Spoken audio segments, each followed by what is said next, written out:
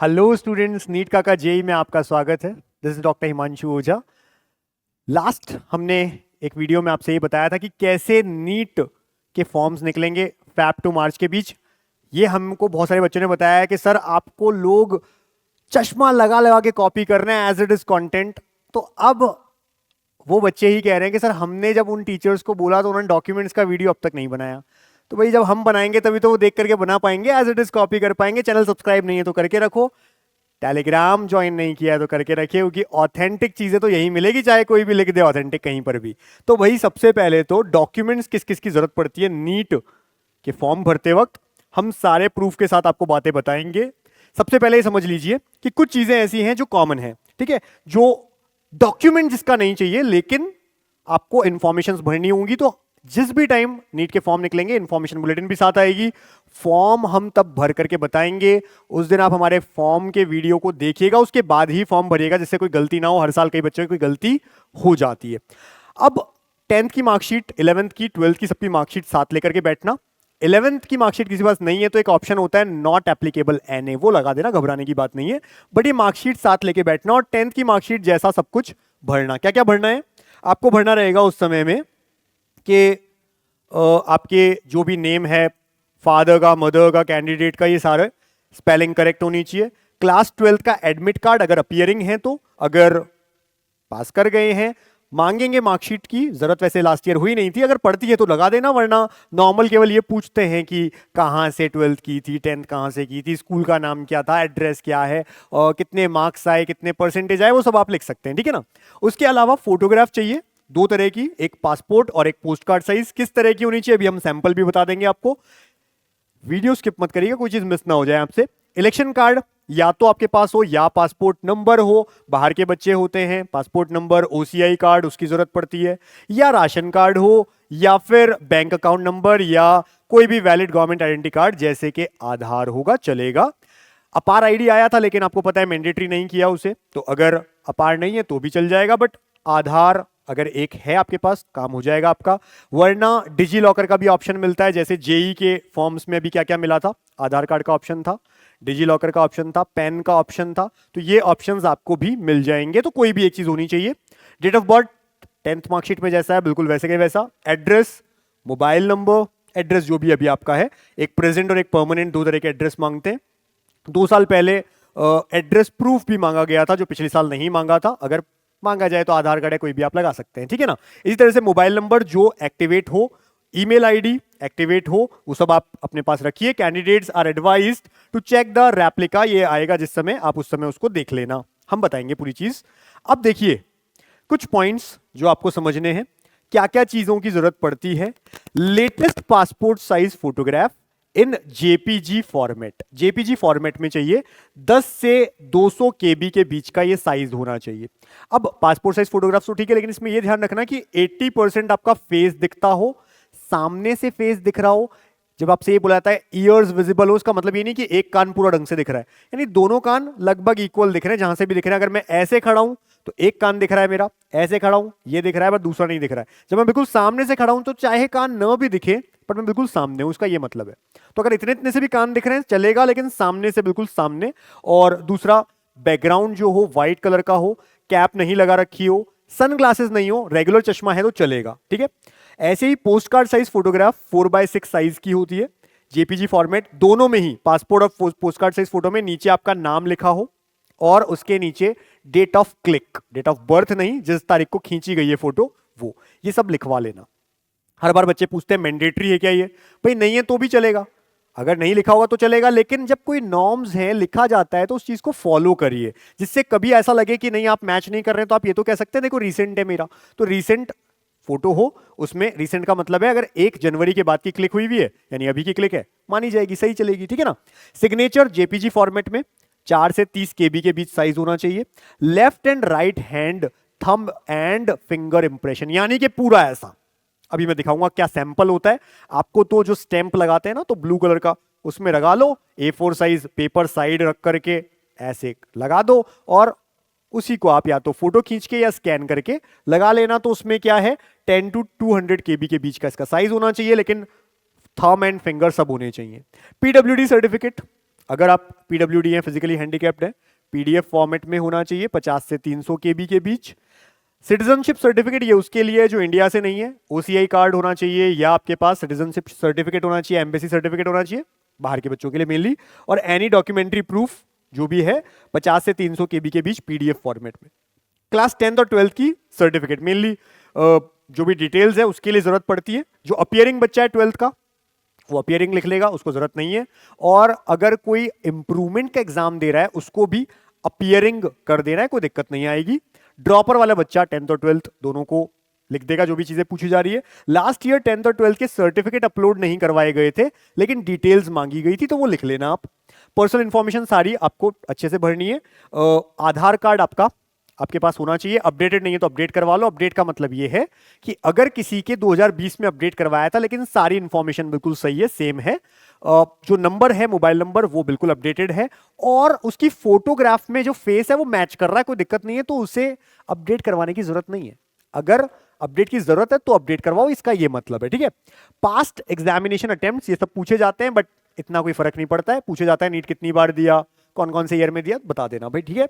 Parental information, parents की कई सारी इन्फॉर्मेशन पूछी जाती है, उनकी ऑक्यूपेशन, क्वालिफिकेशन, सैलरी, ये सब। हालांकि इतना इंपॉर्टेंट नहीं है बट फिर भी भरना पड़ता है, तो पहले से आप अपने पास लिख के रखना जब भी फॉर्म भरवाने जाओ तब। और इसके अलावा अगर कोई भी डॉक्यूमेंट की जरूरत है तो वो मांगे जाएंगे।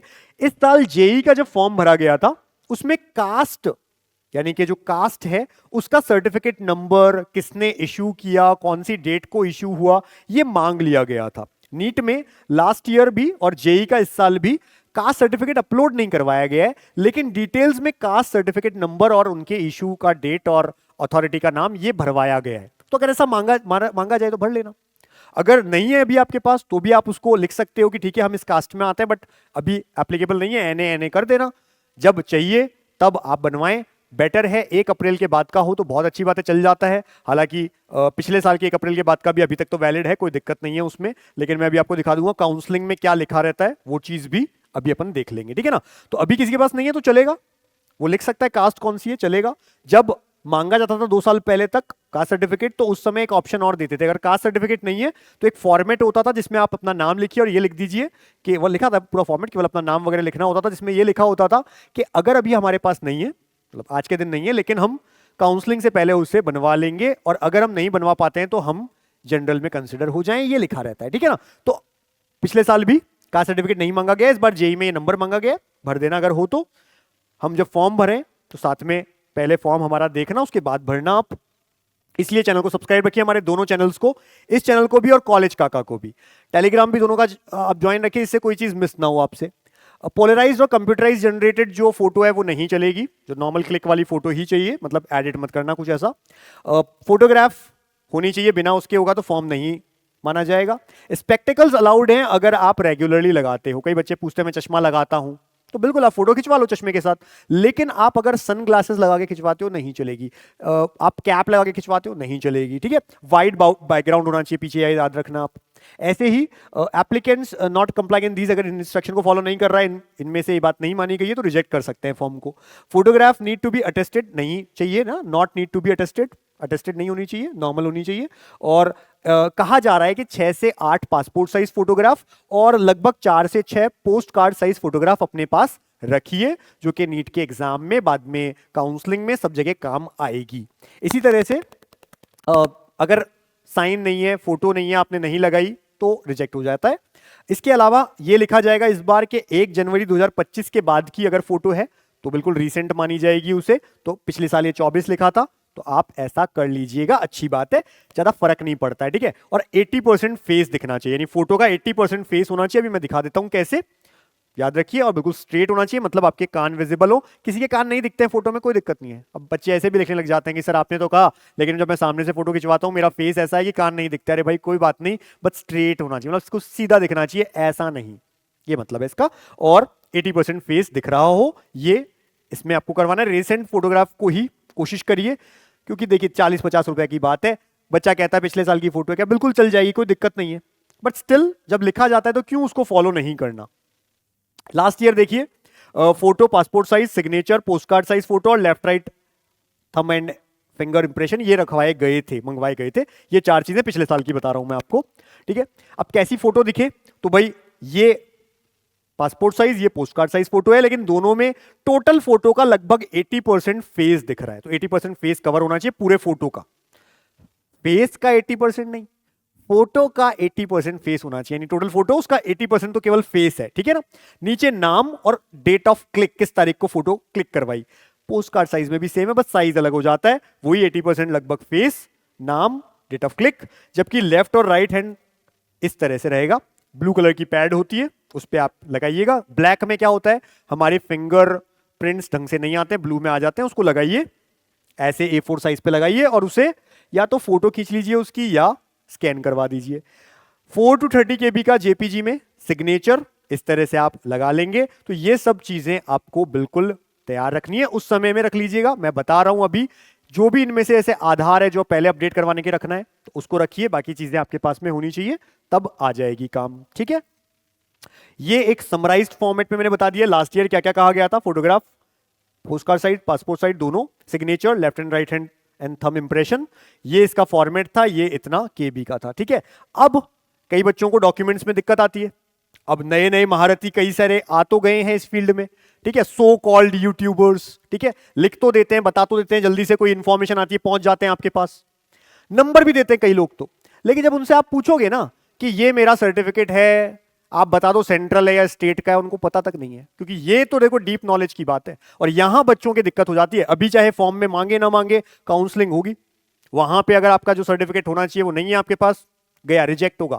छोटी छोटी चीजें होती है, वहां हम लोग काम आएंगे। तो उसके लिए आप हमारा पेड काउंसलिंग है नीट काका जेई ऐप से ले सकते हो। नंबर अभी मैं बता दूंगा क्या है, ले सकते हैं आप। और अभी से लास्ट राउंड तक हमारे साथ काउंसलिंग करिए, यानी दिसंबर तक हम काम आएंगे। अभी एक मेंटर मिलेगा जो नीट होने तक आपको स्ट्रैटेजी भी आपसे डिस्कस करेगा, मेंटरिंग करेगा आपकी, जिससे आपके नंबर भी बढ़ जाएं। और बाकी चीजें मिलती रहेंगी, नोटिफिकेशन मिलते रहेंगे। जैसे प्राइवेट कॉलेजेस कर्नाटका के फॉर्म निकल गए, अब किसी को पता ही नहीं है, उसको भरना है, 12 lakh per year tuition fee होती है, इंडिया के अकॉर्डिंग कम है, वैसे तो बहुत ज्यादा है, लेकिन इंडिया में ये कम में आता है। अच्छे कॉलेजेस होते हैं, बच्चे मिस कर देते हैं, फॉर्म ही नहीं भर पाते। तो ये सारी नोटिफिकेशंस, कट ऑफ, सारी चीजें डिस्कस करना, जो आपकी क्वेरीज है वो सॉल्व करना, वो सब के लिए आप हमारे प्रो या pro max NEET paid counselling का ले सकते हैं। तो ये एक EWS सर्टिफिकेट है। इसमें कुछ पॉइंट्स होते हैं जो सेंट्रल के लिए होते हैं, कुछ अलग अलग स्टेट के लिए अपने अपने अलग अलग पॉइंट्स होते हैं, वो आपको पूरा अच्छे से आने चाहिए। नहीं आते हैं तो हम लोग हैं, आप हमारी काउंसलिंग में एनरोल हुई है, हम बताएंगे आपको, ठीक है। और इसी तरह से ये आपका OBC का सर्टिफिकेट है, OBC सेंट्रल सर्टिफिकेट है ये आपका। लास्ट ईयर अगर काउंसलिंग की बात करूं तो काउंसलिंग में एक पॉइंट कहा गया था, काउंसलिंग से पहले ये कहा गया था कि आपका जो सर्टिफिकेट होना चाहिए उसमें जो पेरेंट का इनकम और बाकी जो स्टेटस लिखा रहता है वो फाइनेंशियल ईयर मार्च 31 पे जो खत्म हो रहा है वहां तक का माना जाएगा। यानी लास्ट ईयर 2024 था, इस बार 31 मार्च 2025 को ये जो फाइनेंशियल ईयर खत्म हो रहा है, जो अभी चल रहा है और 31 मार्च 2025 को खत्म हो जाएगा, उसकी डिटेल चाहिएगी। यानी इसलिए मैं कहता हूं 1 अप्रैल के बाद बनवाओ अपना सर्टिफिकेट, जिससे वो वैलिड रहे, कोई दिक्कत नहीं आएगी। बाकी जो उसमें पॉइंट्स हैं, सेंट्रल है, स्टेट है, क्या है, उसके लिए तो देखो डिटेल चाहिए, या तो आप किसी से पूछ लीजिए अपने आसपास, नहीं तो हमारी पेड काउंसलिंग ज्वाइन कर लीजिएगा, जो मैं अभी लास्ट में आपको बता दूंगा क्या होता है। सब्सक्राइब रखिए दोनों चैनल, एक ये नीट काका जेई और एक कॉलेज काका, दोनों पे आपको इंफॉर्मेशंस मिलती हैं।